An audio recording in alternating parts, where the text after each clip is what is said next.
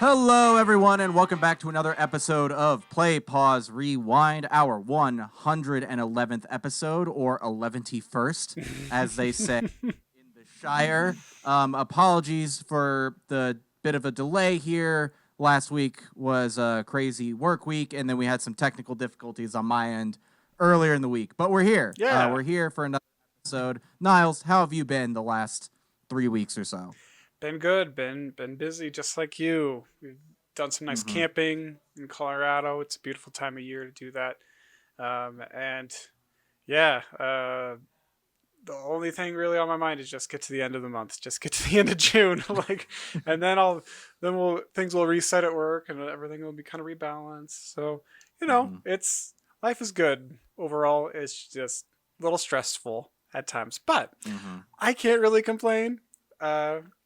There's other people in the world who definitely have it worse than me. I always tell myself that. Yep. How have you been, Dylan? Oh, yeah, doing all right. Super busy as well. Kicking off 3 clients in a month has been a lot on my end on the work front, for sure.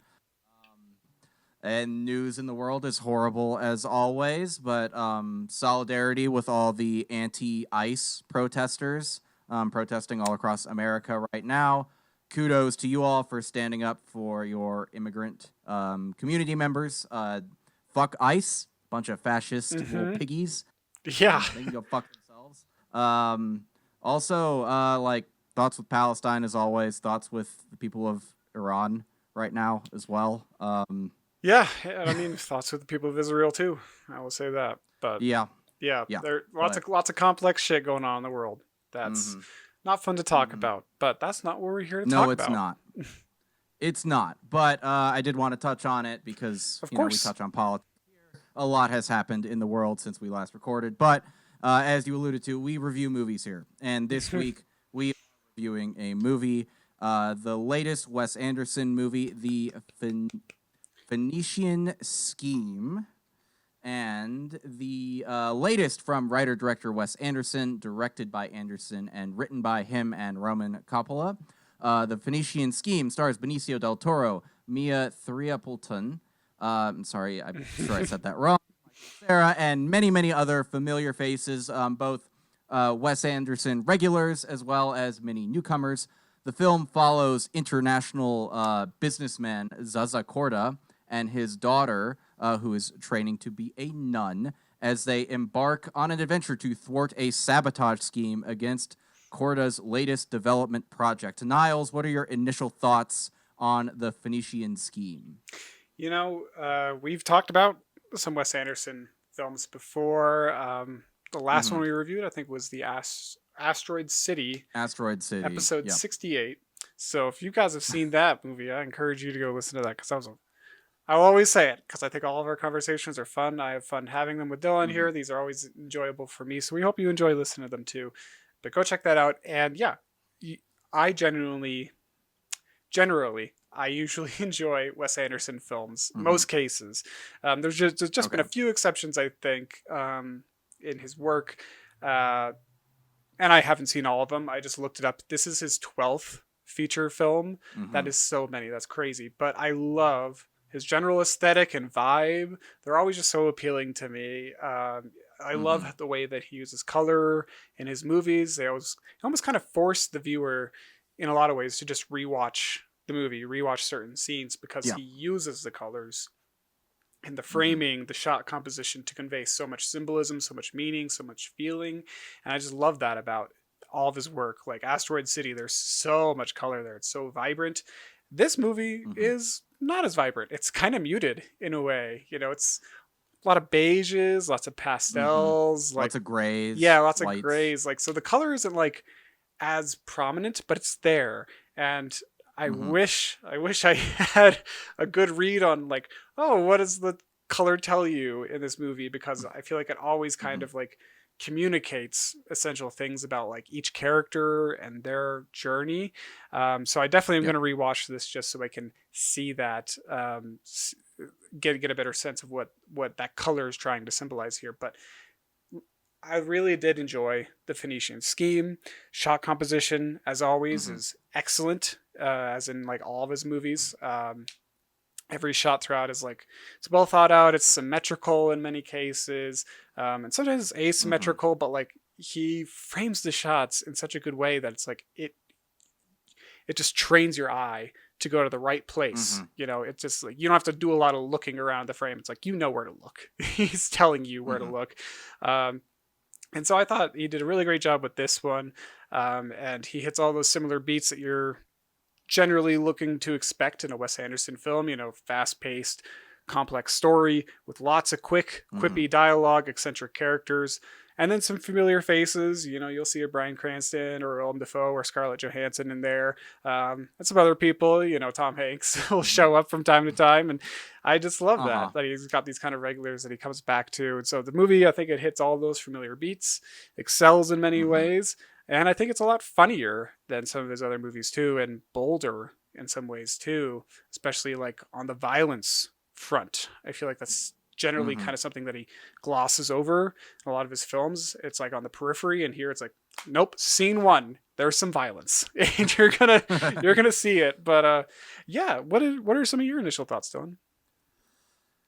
Yeah, I thought this was really enjoyable and very, very funny. I laughed many times throughout the movie. I always enjoy both the like camera work and production design of Wes Anderson's films, and this was no exception. I think it was also like very well paced and does a great job of introducing us to fun new characters who each bring their own weird vibe to the story for the section that they're a part of.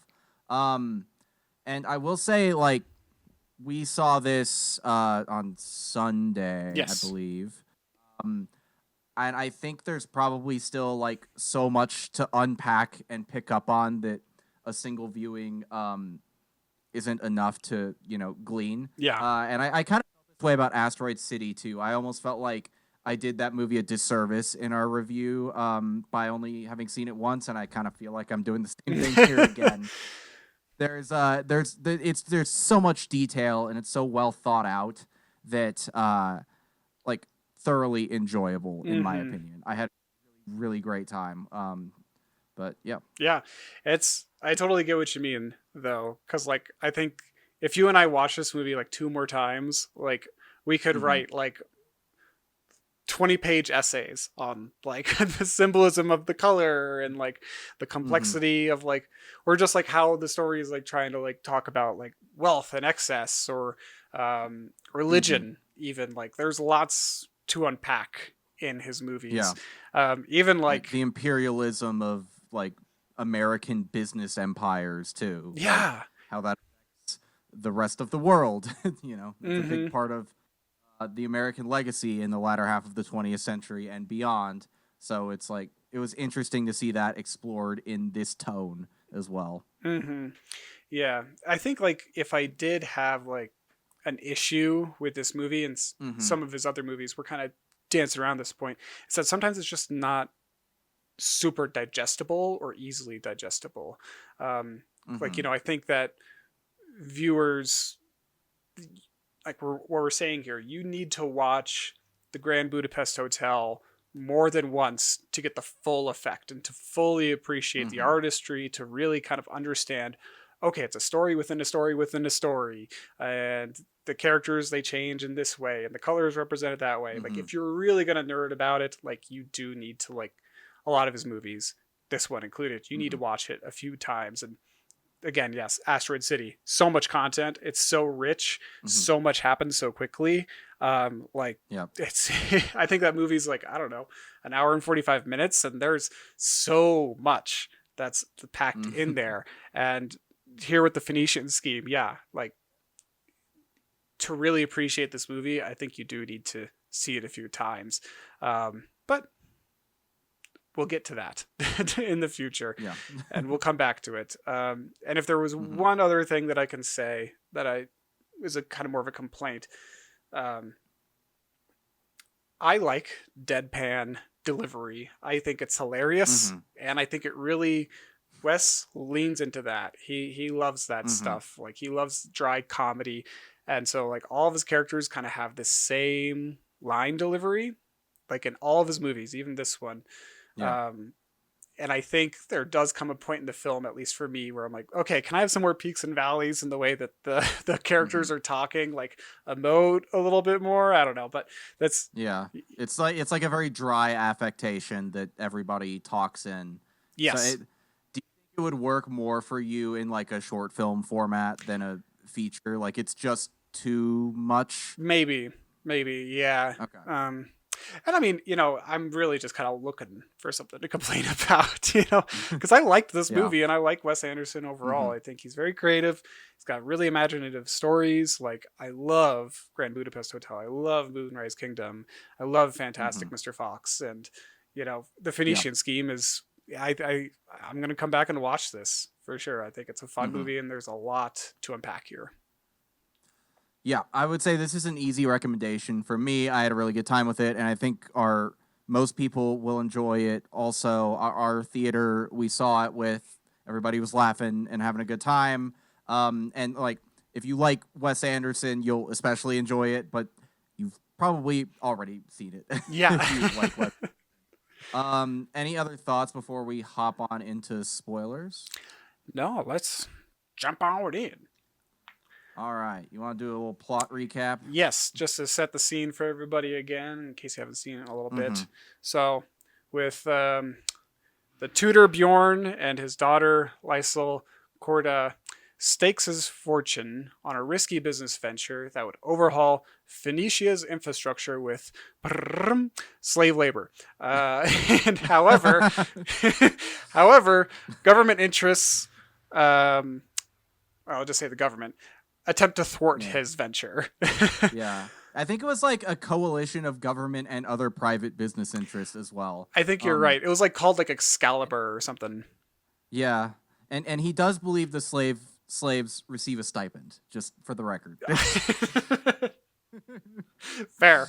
And so the government's trying to thwart this venture. Korda realizes that, and he's like, I got to meet with all the investors, everyone who's like put some money in and said, yeah, I'm committing to your scheme.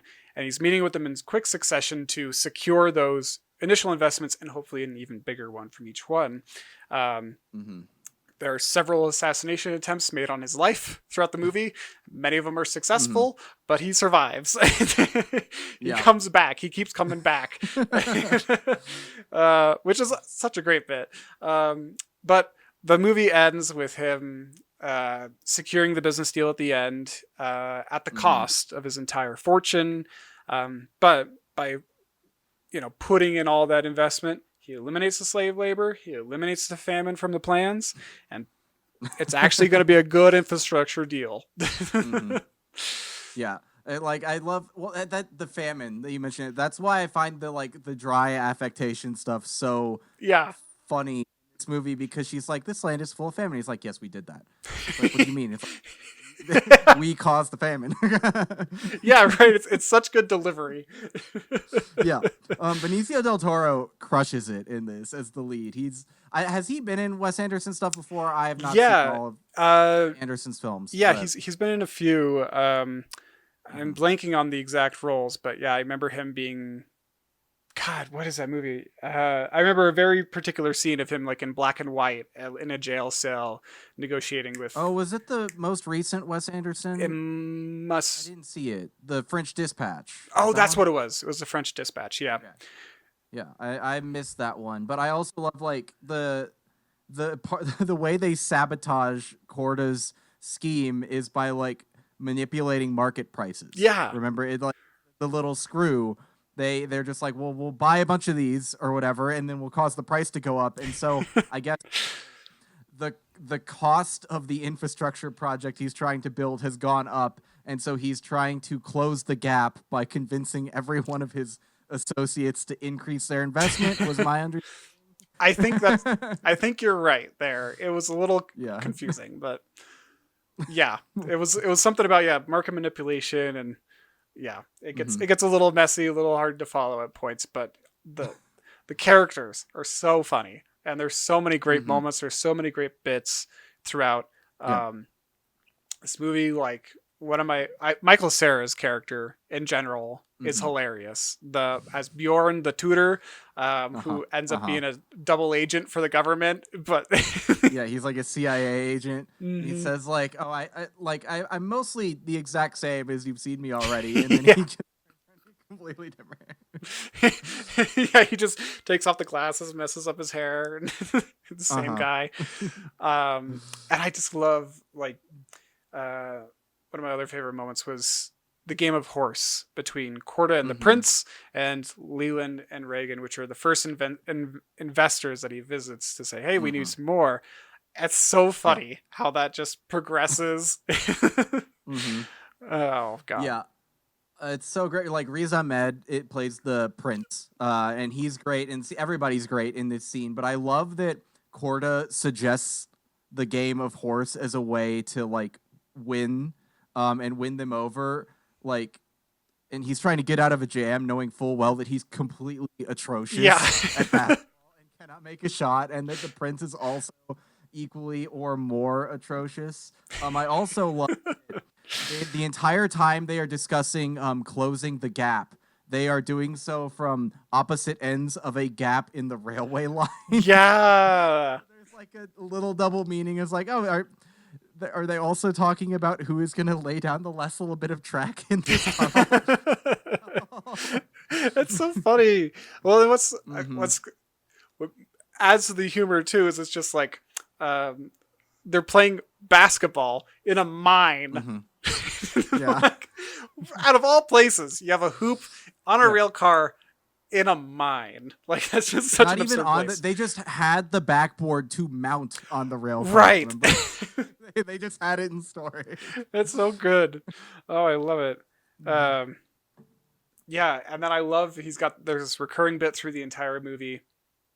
Korda, when he's going to the investors, he's always got this box of grenades, and he's like, "Would you like a hand grenade?" And they're like, "Oh, thank you, a hand grenade." How nice of you! Like, like what a great and strange gift.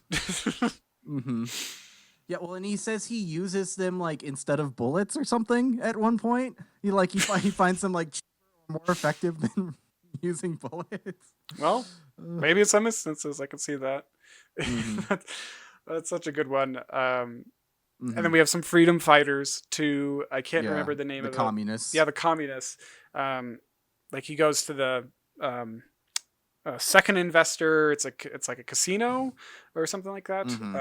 And the freedom fighters come in to like rob the place, I guess. I don't know, but they're so organized and polite. It's so funny. Yeah, and I love that the club owner comes out and he starts yelling. He's yelling about them like shooting up his ceiling and doing the property damage, and he yells at them, and they're like, "What are you talking about? We're robbing the place." It's like, "Yes, I know. I can see that. Carry on, but you don't have to shoot the ceiling. You know what? Steal the stuff and leave." You know how expensive that is to get someone up there to fix my ceiling? This is some bullshit. And then great. Yeah, one of my other favorite bits too. It's a little too real at points, but there's multiple plane crashes in this movie, and it's top of mind these days with aviation control in America. Oh God. Yes. A little too real, but they're all always pretty funny, I will say. They are very comedic, and it's usually like a cut from them in the air and things going wrong to like a completely destroyed plane, and then every character is fine. Yeah. Inexplicably. Yeah, they all just survive, and they're just like, okay, yeah, we don't get to see the crash. That's okay. Well, and like at the beginning when they're reporting on his death, and he just kind of like walks up next to them, like trying to put organs back in his body. I also love, like, speaking of planes, one of my favorite like recurring gags in the movie was just at the very opening scene, like I guess the previous tutor or whoever that guy was, the plane side explodes and decapitates him. And then there are multiple points in the movie where shots are framed very similarly and you hear the same sound. Yeah. And Korda even comments on it. It's like, well, the last time I heard that, the plane exploded, but it hasn't exploded this time. So, and he just keeps saying in every instance, like, myself, I feel very safe. And I think I thought it was so funny every time. I love that bit. That's a good bit. I loved it. But yeah, it also like I thought the film is sort of like really episodic, with each section being focused on convincing one of the various business partners to increase their financial stake in the project. And I kind of like the structure here because it allowed all of these really well-known actors to sort of shine in their specific little moment and bring a unique flavor to each part of the film with their weird little characters, while keeping the film's main focus squarely on our main trio of Korda, Lysol, right, and then Bjorn.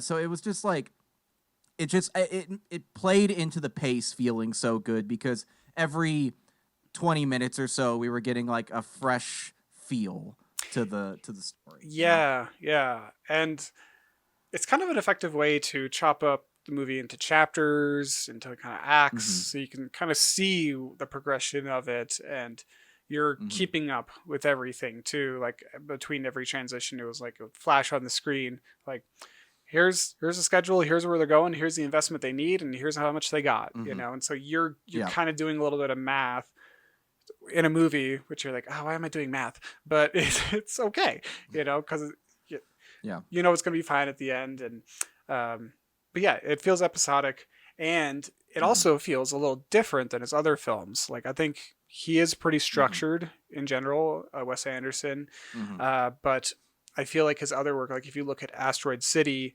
there's this sprawling ensemble of characters, like so many people. Like you do have your protagonists, but like there's lots of people, and they're featured consistently throughout. And I feel like this wasn't really the case that time. Like we got to see Bryan Cranston and Tom Hanks for like 5 minutes, and then they're basically out of the rest of the movie. We got to see Jeffrey Wright for 5 minutes, and he's out of the rest of the movie basically. And that's fine. I'm totally fine with that, but it is a different feeling. Yeah, it just felt very neat in that way. And then everybody comes back at the end, obviously, for the big signing ceremony or whatever. But I also loved each time we get the little pages showing the gap and how much needs to be closed. I love that, like, as the film goes on, you realize more and more it's like, oh, they're not going to close the gap. Their problem is getting bigger as the story goes on, not smaller. Yeah, which is pretty fun. You want to talk about some themes in the movie? Yeah, let's talk about some themes here. Because there's a lot packed in here, and we're probably going to miss some, but we're going to try and cover all that we can here. Family and legacy and wealth, I think, are some of the first ones that come to mind for me, and some of the, I think, more prevalent ones here.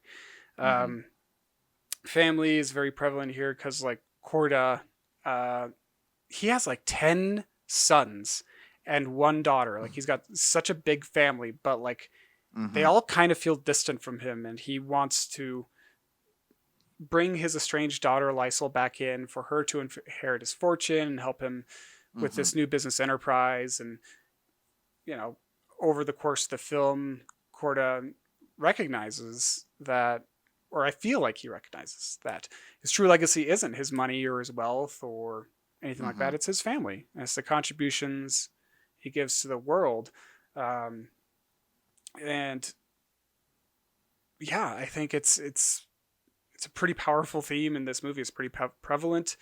You know, instead of seeking more investors, he puts his entire fortune into the development project and changes it significantly. You know, he removes these elements of slavery and famine from it, thus creating a more positive impact. And he's reconnected with his daughter. And by the end of the movie, they're all living kind of in squalor together, which I think is kind of nice. Yeah, well, and it's also like he has all these other kids, all of his sons, right? He makes a point that none of them are his heir for whatever reason, but also maybe like he needed a person in his family who was capable of like pushing back on him and bettering him, because all of his sons are like little kids. It seems like they're all pretty young, and Lysol has a different life experience. She has enough autonomy to really sort of go toe to toe with him, and maybe that's what he needed. In his life, like he really needed a foil, which pushed him from being just like a shallow man who manipulates everybody around him into being something better by the end. Mm-hmm. Yeah, absolutely. He has some significant change. And I read this NPR article about the movie, and there was a quote in there that stuck with me. It was the hollowness of wealth. I thought that was really, really powerful way to describe part of this movie, because Korda, he's exceptionally wealthy. We see that very quickly. Like, he's able to like charter these private jets. His house is basically a fortress. Like, he he could in theory probably go a whole day without seeing any of his sons. And he was just like, oh yeah, that my son's really into crossbows right now, watch out. And it's like, you bought your son a crossbow? It's like but like, he's, and there's so many other tycoons in this movie too who just have like rich, lavish lifestyles, and they just kind of lack meaning or direction, or just kind of like things that give you purpose, or things like that. And despite all that wealth, I think he recognized the value of a loving family, of having people around you who care about you, and just love you. Yeah. And as a quick side note, just about the lavishness of his mansion too. I really love the shot at the beginning from like we're on the ceiling of his like bathroom. And then all the attendants are coming in and out as he's eating his breakfast and like reading in the tub. It was just really cool. How much, like how still the shot was, but how much emotion is in the shot, and just watching this entire like rotation of people, all while he's alone and unmoving. It was great. Yeah, that's a really good opening sequence. I really liked that. And then we see a lot of this movie. Some other themes that come up, I think, are faith, power, morality to a certain degree. Korda dies multiple times in this movie. The assassination attempts are pretty successful, but he keeps getting brought back to life. But each time he sees the afterlife, he interacts with the afterlife. Like one time he's like chained, and he's like, am I on trial here in the afterlife? And one of the other times he turns and he sees Lysol's mom, and he talks to her, and she's like, you're not like her dad, or something like that. Like she reveals some secret about Lysol's parentage. And I think that kind of forces him to learn new things about himself and his family, and I think the meaning of life too. Right. Well, and his grandmother says she doesn't recognize him either. Like, she's like, I don't know you. So every time he goes, he gets like a new confrontation that he has to deal with. Also, Willem Dafoe is there. Yeah. Oh, and I looked it up too, because I think maybe I should confirm this, but I think Bill Murray is God. Yes, you're right. He is God. That's perfect role. I didn't confirm it either, but I was like, wait, that voice, I know who that is. That's Bill Murray. What the fuck? That's Bill fucking Murray. And then his daughter Lysol, she's a nun going through formation. She's training to be a nun, but she plays a significant role in his turn to religion. I would say in the second half of the movie, Korda's like, okay, we're a Catholic family now. We're going to pray before every meal. Like, he's adopting some of these lessons from his daughter and recognizing, maybe there is a higher power than me, and money isn't God after all. Yeah. What is it? He says, like, I'm perfectly capable of like believing in something that goes against my worldview or something like that. Or I think so. Yeah. My personal convictions, something like that. I thought it was really interesting that he like becomes committed to Catholicism in a way without fully believing. Like, his brand of belief is different than faith, or his brand of faith is different than belief. I'm not sure which one fits more with him, but I thought that was really interesting. But yeah, yeah, I get what you mean, and I think in this movie, Wes Anderson is taking a risk in a way here by engaging more directly with spirituality than he has in other films. Like, I think the Phoenician Scheme. I mean, I haven't seen all of his movies, but I feel like here is where he's really trying to like interact with this theme of spirituality, because Korda visits the afterlife multiple times, gets these multiple messages about his own mistakes in his life, and in that second half of the film, Catholicism seems, or at least religion, seems to act like this moral compass trying to guide the ship, and Lysol's steering him a little bit, and I like their dynamic too. She's just kind of like the person who's back there with the rudder while he's like full steam ahead, but she's really kind of the one who's piloting it, I feel like. Yeah, I also thought it was really interesting when Lysol says that she speaks to God, but she doesn't hear anything back. She just pretends to and does whatever she feels he would want. Which obviously, like, for religious people, that's what they're doing too. Exactly. But it's like the moral compass isn't just like given to her. It's not directly provided. It's like a set of instructions built by a value system, and then you're like meant to find yourself in a situation and then look for guidance, and you're really looking to the teachings of whatever you're a part of or whatever belief system you're a part of to guide you to the right path. Like, you're not going to be directly told by some higher power. It's just the belief system should instruct you on how to act in a given situation. You want to act in accordance with it. And I thought that was a neat like thing to highlight about faith and religion. Yeah. Well, and I mean, religion, I think, is supposed to give you those values that influence your decisions, that tell you, this is the right thing to do. And it's kind of it's been packaged in a lot of different ways and used in a lot of different ways over the millennia by humans, and sometimes not in the best of ways. But I feel like in general, people, that's where they derive their commitments to social good, values about, familial life. And then, like, should I help the poor? More often than not, yes. But I don't think that like Wes Anderson is necessarily like he does a good job of walking a delicate line, I think, in this movie, because I don't think he's encouraging viewers to convert to any religion or anything like that. I think it's more just about like how religion is guiding the path of these characters and how their values and their relationship with God is making you, or is influencing your decisions and making you think about these things. Yeah, exactly. Like, religion is just it's a set of moral principles, ultimately. It's tied in the faith in a higher power, in a god or multiple gods or whatever. But it's like, it's so interesting in like the way religion is weaponized by bad actors all throughout history, especially Abrahamic religion, specifically Christianity. It's like consistently weaponized to inspire people to violence. But if you actually read the teachings in those stories, it's like most of them are like, there's like an injured guy on the side of the road, help him. There are people who don't have food, feed them. Like, this person doesn't have a house, let them into your house, let them sleep at night, like, be a good person.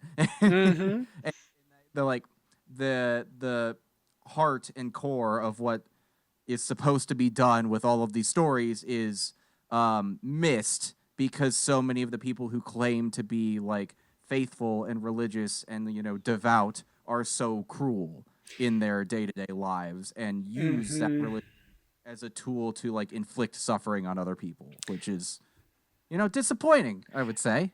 Absolutely. I was thinking about the very same thing about like all the notable people in the world, or like famous people, billionaires, politicians, whatever, of today, who just lack any kind of moralistic fibers or values, and they just feign spirituality for PR. They're just like, I'm a good Christian, I went to Easter service, and then I'm gonna go drop a nuke on someone, or I'm gonna go drop some bombs. Like, I just want them. I went to church on Sunday, and then I signed my name on the Liquefy the Poor Act. We're gonna use all those liquids for some profit. We're gonna turn them into biomatter, and then we'll turn that into food and slop and give it to the people. I don't know. I wish that all those people, would have some kind of good Christmas Carol Scrooge awakening, similar to what Korda went through, because I was getting some of those vibes here. Like Korda's just kind of Scrooge, but not entirely, just some elements there. He's business Scrooge. I guess Scrooge was a business person too, but whatever. And now I'm curious. I kind of want to rewatch the movie with that angle and see if like any of those messages that he gets in the afterlife are like, oh, this is the ghost of Christmas past. This is the ghost of Christmas future. I don't know. That's probably stretching it. Yeah. Yeah, but there is some like anti-capitalism and progressive stuff going on here. If you want to jump into that. Yeah, it does feel that way. At the start of the movie, Korda is very focused on maintaining his fortune and completing this development project, like solidifying his legacy in that way, but still maintaining his money. And cutting a good deal. But by the end, he's abandoned his wealth and he's spending much more time with his family in much simpler accommodations. They have a much simpler life. They're like running a bistro, and it's honestly so cute. And I just wish all other billionaires thought as sympathetically as Korda does. Yeah. And like in a similar vein, it touches on themes of American imperialism, especially through the lens of business. Like historically speaking, like a lot of American intervention in the Middle East and South America specifically has been done at the behest of like maintaining profits for American-based businesses. And this kind of felt, like it was playing in a similar sandbox. Like we follow an American businessman working on some vague infrastructure project in a war-torn region with the investment of like other business people. Someone like Jeffrey Wright's character seems like he's kind of a mercenary military guy. You have the monarch of the region involved, which is something that like American governments tend to conspire with like regional monarchs or dictators at the expense of like the more progressive alternatives all the time. Mentioned Iran earlier, like Project Ajax, where they like conspired a coup to put the Shah back in power in the 50s, which eventually led to the Islamic Revolution later on, which is why Iran is the way it is now, like stuff like that. And he was also planning on using slave labor for the project and really didn't look too much into the details. Like maybe they get a stipend, maybe they don't. He doesn't care. Also the famine, and like very much a critique on the thoughtless violence of American business empires and how they behave in general, like domestically too, but especially overseas. It's very much like as long as the money is coming in, I don't look too much into the specifics of how, Well, and like some of the people that he was, I can't remember which characters, but some of the investors were like armaments, like they were weapons, like manufacturers or at least distributors. Maybe even Korda was. I can't entirely remember, but like there was some elements. There was a line about him being an arms dealer, right? Like an international arms dealer. It said. I mean, he had those grenades, so he's probably got a lot of them somewhere else. So, that feels like a theme too. Is just the American war machine or the imperial war machine, really, and how businesses like Lockheed Martin are profiting off of selling weapons, and they're okay with that. Yeah, they love it. Actually, they're not just okay with it. They actively it. Yeah. They're the reason that we'll never have world peace. They're publicly traded companies who have a fiduciary responsibility to maximize shareholder value.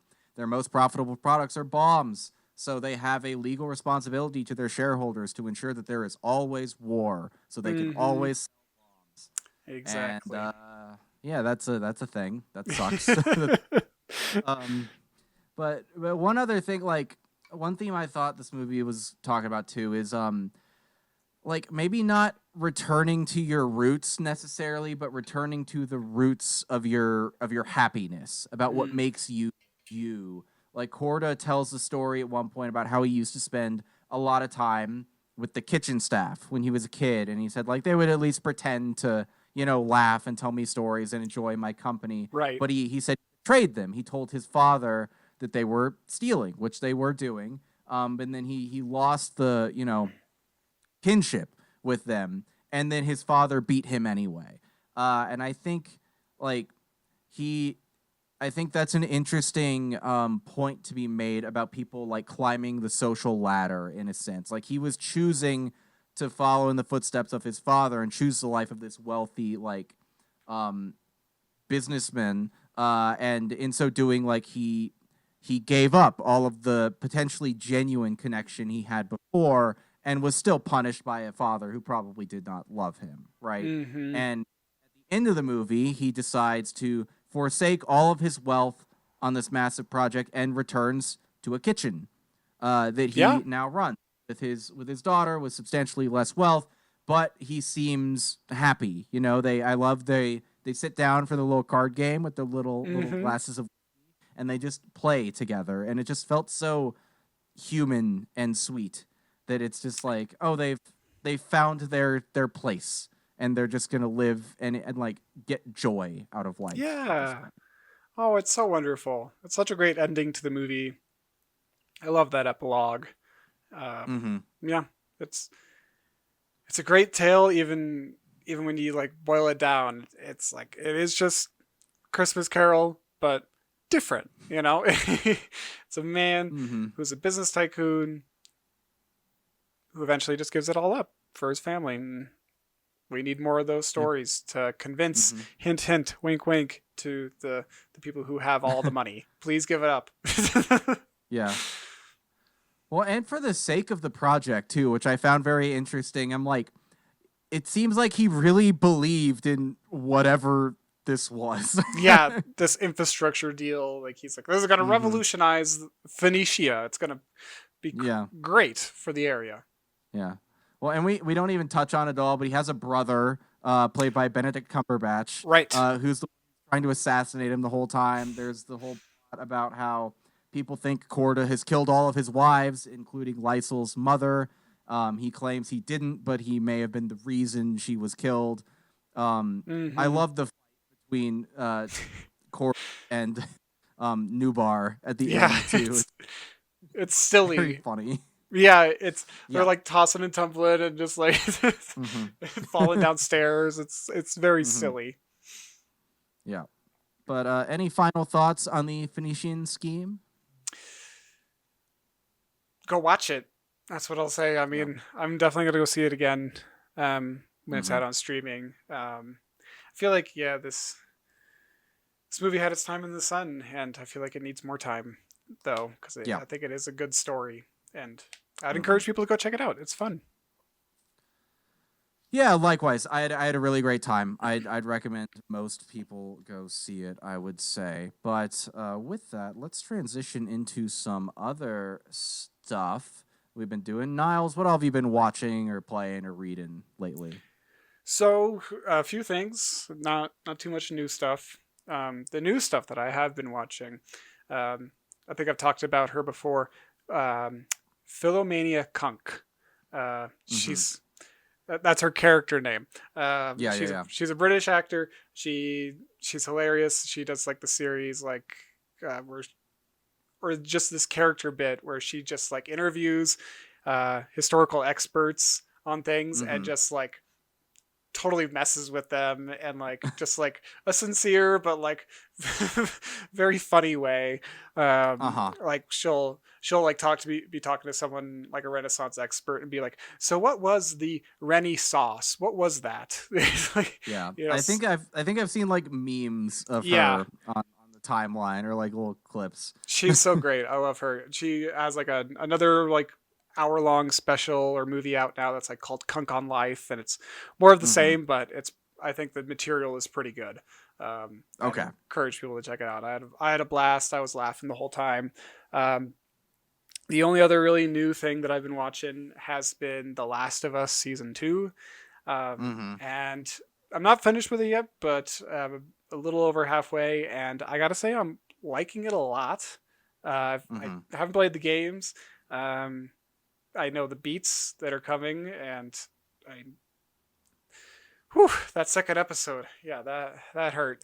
That really did hurt. But I'm liking this season. I don't get why there's so many people online who don't like it, or at least the comments that I've been seeing. I think it's probably just because of the differences between the game and the show. It's my understanding. Yeah. What I've gathered is that the show seems to have softened the edges of the game in a lot of ways. Like they made like Ellie in the game, from what I understand, like she is very dark in the game. And she kind of in the show retains her like cutesy fun attitude throughout. Maybe makes some mistakes when it comes to violence throughout the season, whereas in the game it's very much like deliberate murder of the people she's wronged by. And like I haven't played the games either. If that is the case, I agree with that criticism. It's like, oh, you've fundamentally changed this story by changing something like that. Yeah, if that's the case, I understand that. But I'm liking it a lot. It's a lot of fun. I think the quality is still there. In terms of storytelling. I liked it as well. Yeah. Well, that's it for me. I'm gonna sneeze. What about you, Dylan? So I finished. It's coming. It doesn't want to come. You go. I finished the Tipping Point by Malcolm Gladwell. Basically nonfiction. I don't read a ton of nonfiction, but every once in a while I'll throw something in. This was essentially about like examining like fashion trends or like things going viral, pre-virality, because it's written early 2000s, but how social movements and societal changes happen through the lens of like analyzing them as pandemics and saying that there are specific tipping points at which they like shift from being a niche thing to a mainstream thing. And then there were some examples that he used that I'm kind of like, I don't know about that specifically. Like there's one section about like turning crime around in New York City by removing graffiti and like cracking down on fare jumpers and stuff like that. I'm like, that's not how you actually solve crime. I understand the point being made. Also, like, I've realized reading this, nonfiction in general, I think probably potentially has a shorter shelf life than fiction, because Rudy Giuliani is mentioned in the book, and he's just like, Rudy Giuliani is like, he's not like some crazy conservative guy or anything like that. I'm like, well, I mean, to be fair, you wrote this in like 2002 when he was America's mayor who led New York, like 9/11 aftermath and all that. But it's like, no, he's a crazy conservative. He's a fucking lunatic. He's insane. Yeah. Yeah. But like the crux of the book was basically there are like three types of sort of movers and shakers that make these movements happen. There's the connectors, like those people who just seem to know everyone. Like they know a guy who does this thing and they can connect you with that person. Like they'll have their business card, their phone number, and they'll be able to like put you in touch with them. Then there are the mavens, he called them, where they are like the absolute subject matter expert on a specific thing, where like the person who will read the instruction manual for like a little piece of technology they bought at Target and like know every detail about it. And then the salesman who can like, pitch you on something really, really well. And then the idea of the book is basically the tipping point is breached when an idea or a product or something gets in front of the right combination of these three types of people. And they kind of are the advocates for it, which cause it to become mainstream. It was very interesting. I liked it.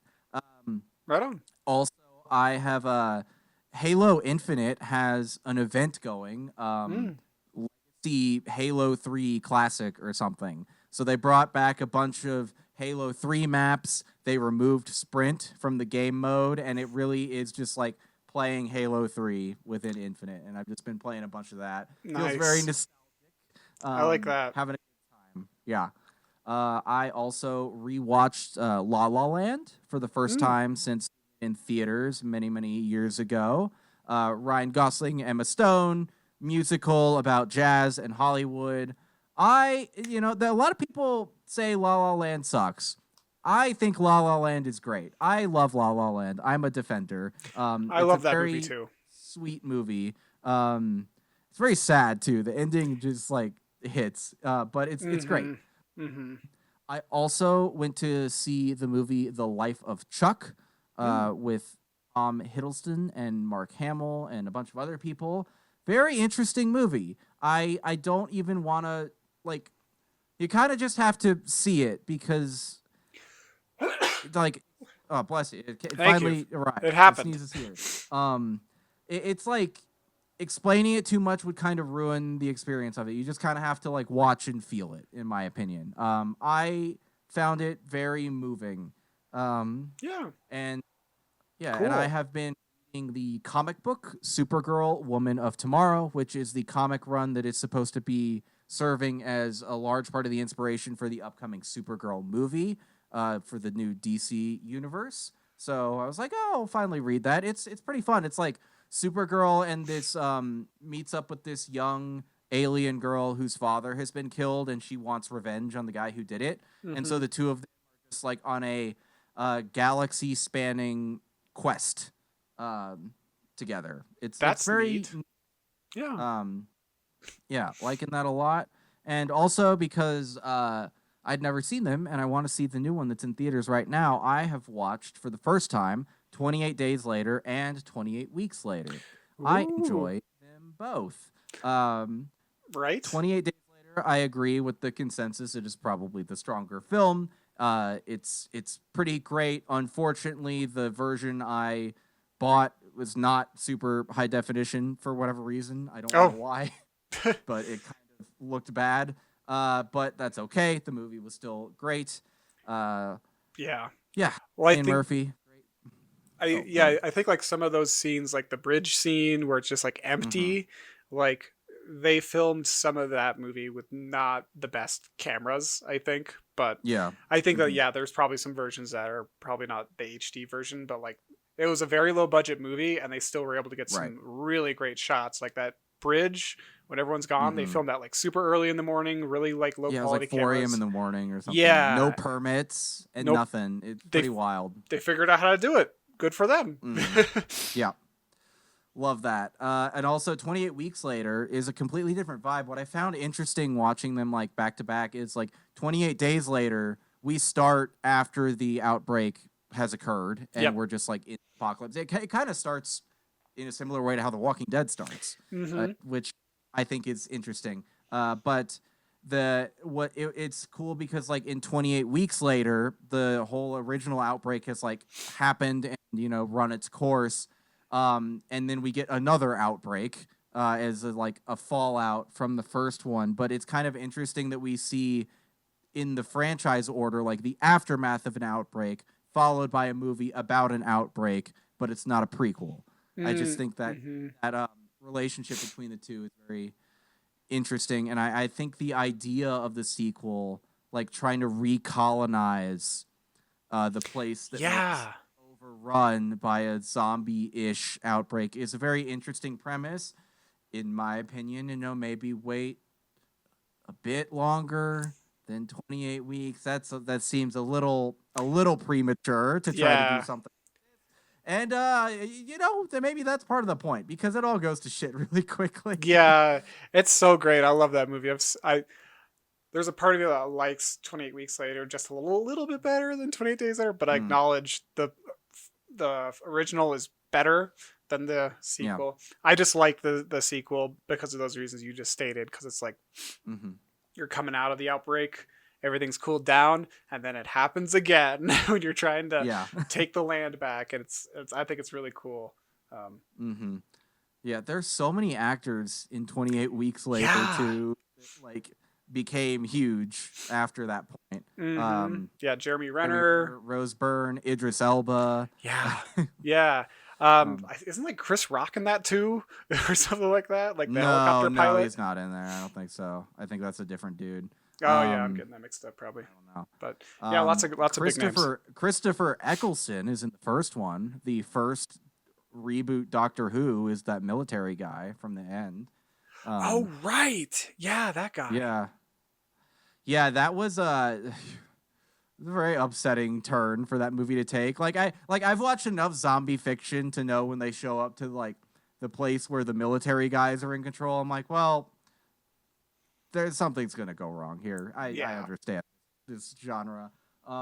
Speaking of this genre, though, and I mentioned it a second ago, and spoilers for the end of the Walking Dead comic book, apparently. But so a very long time ago on my YouTube channel, I made a video titled like "How the Walking Dead Should End" or something, and the thumbnail I just like I think in big text I'm like, just end it. It's because you and I both were huge fans a long time ago and fell off eventually because it just wouldn't fucking stop. We stopped after the war with Negan ended. It was time. And I in that video I was like, here's how they should end the show.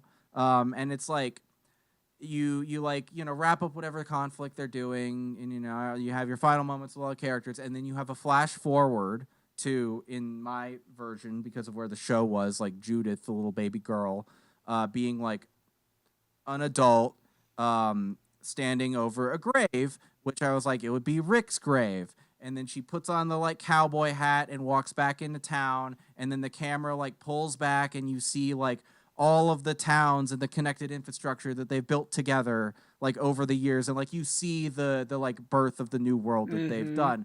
Apparently that's kind of how the comic book ends.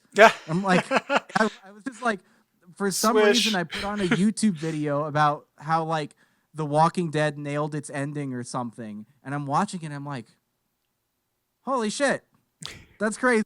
I fucking predicted this. Oh my god. I made that video like 6 or 7 years ago.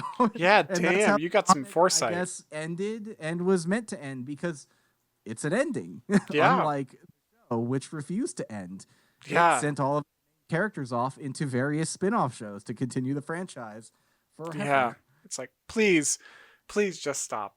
I'm so glad they did with the comics. That's fantastic news. Yeah. So I might actually like read the comic. Why not? Yeah. I'd be curious to hear your thoughts on it. Mm-hmm. I haven't read it myself, so I'll get around to it eventually.